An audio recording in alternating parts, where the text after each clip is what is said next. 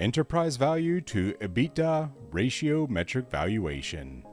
The enterprise value to EBITDA ratio, also called the enterprise multiple, is a relative valuation metric that compares a company's total value, including debt, to its earnings before interest, taxes, depreciation, and amortization, essentially measuring how much a company is valued relative to its cash flow generation, making it useful for comparing companies with different capital structures within the same industry.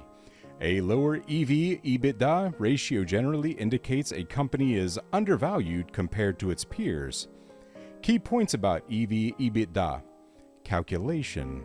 To calculate EV/EBITDA, divide a company's enterprise value, which is market capitalization plus total debt minus cash, by its EBITDA. Benefits. Compares cash flow.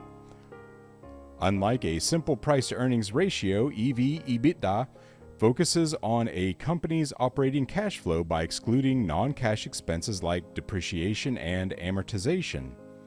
Debt consideration. This metric takes into account a company's debt levels, allowing for better comparisons between companies with different capital structures. Interpretation. Lower ratio. A lower EV/EBITDA ratio suggests a company is relatively undervalued compared to its peers, meaning investors are paying less for each dollar of cash flow generated. Higher ratio.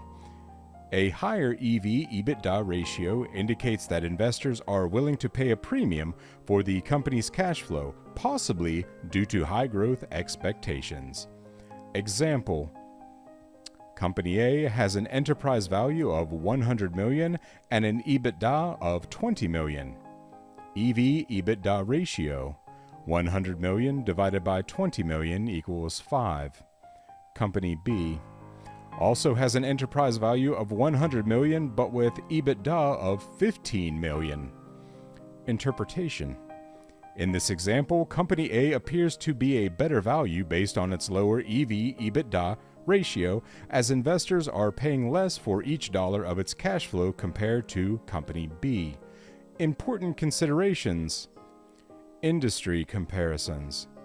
When using EV/EBITDA, it's crucial to compare companies within the same industry, as acceptable ratios can vary significantly between sectors. Quality of earnings.